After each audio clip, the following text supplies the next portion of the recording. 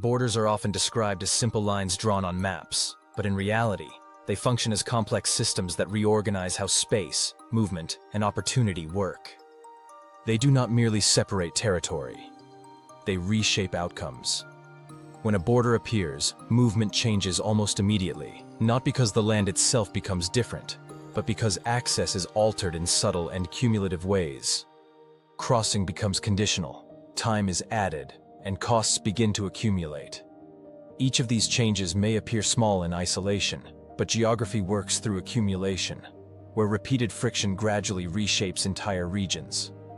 In geographic terms, borders introduce friction into systems that depend on flow, including trade, labor, capital, and information moving across space. When friction enters a system built on movement, outcomes begin to diverge, not suddenly, but persistently, as decisions respond to reliability rather than proximity. This is how borders start to create inequality, not by changing the land itself, but by changing access to movement. Consider two regions that share the same physical environment, with similar terrain, climate, and proximity to major markets. Before a border exists, movement between them is relatively seamless, allowing goods to circulate, people to commute, and economic activity to spread naturally across space. Once a border is introduced, those same movements slow down, as crossings become regulated, delays become routine, and uncertainty enters everyday decisions. Infrastructure gradually adapts to this friction, with roads, railways, and logistics systems aligning toward routes that offer smoother and more predictable access. Investment follows these signals over time, not because one side is inherently more productive, but because one side is easier to move through. This is where inequality begins to take shape. Borders also change how distance is experienced, turning short physical gaps into economic barriers where time and reliability matter more than kilometers. Weighting erodes value, delays reduce competitiveness, and predictability becomes more important than speed in economic decision-making. Regions on the smoother side of a border integrate more deeply into supply chains, while regions on the slower side struggle to remain competitive despite geographic proximity. This effect is especially visible in border regions themselves, which often sit close to opportunity but remain functionally distant because of persistent friction.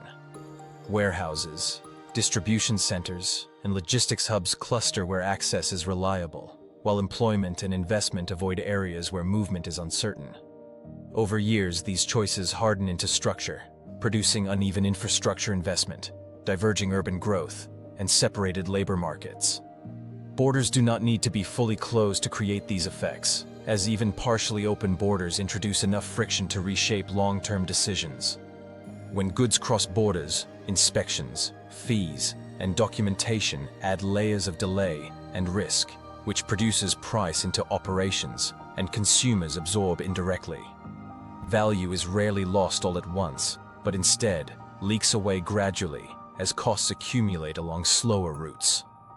This is why borders often determine where value is captured, not where it is originally produced.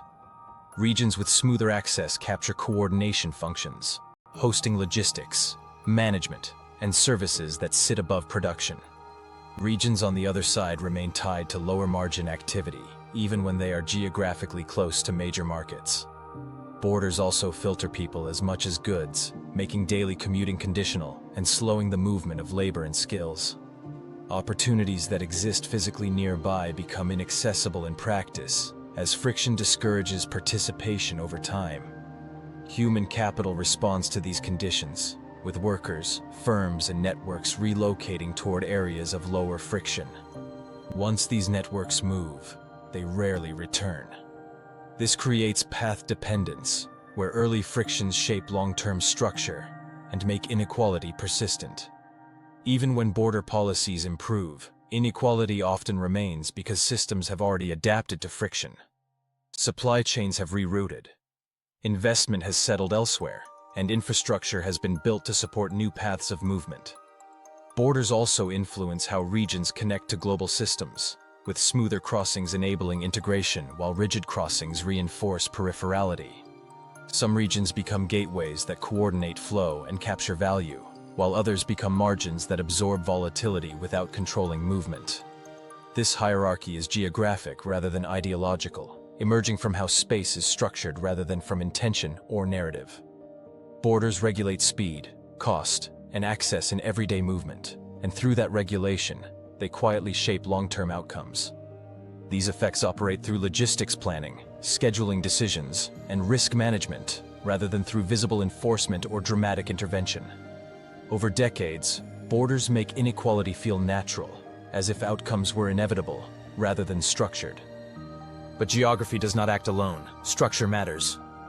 Borders are not passive barriers, but active systems that continuously influence how space functions. They decide who moves freely, who waits, and who pays the accumulated cost of delay. Understanding borders means understanding why proximity does not guarantee opportunity, and why being close is not the same as being connected. Borders create inequality not by separating land, but by separating movement. And over time, movement decides outcomes. If you want to understand how geography quietly shapes inequality, you can follow this channel. More stories like this are coming. This is Behind the Map.